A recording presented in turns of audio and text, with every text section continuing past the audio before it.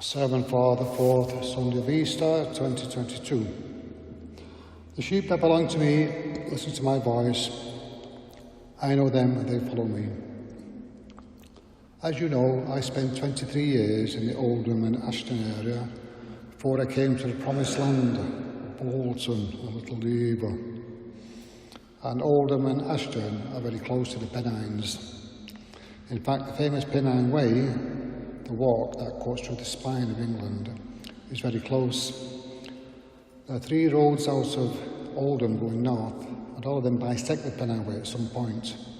So you could drive up there in 20 minutes, park and lay by, and go for a nice hike, either east or west, whichever took your fancy. And during the walk, you will see many sheep. They're the only animals that can survive the harsh winters on the mountains. In fact, sheep must be the most popular animal all over the world, because from the time of our Lord onwards, they were kept by people for their wool, for making clothes, and meat, which is ate by everybody, Jewish people, Muslims, Hindus, Christians, and so on.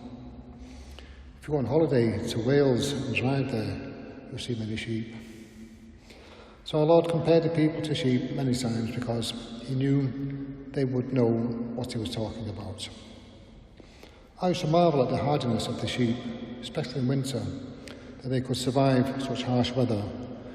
All they needed to survive was the grass, which was plentiful, and drink from the many streams that crossed the Pennines.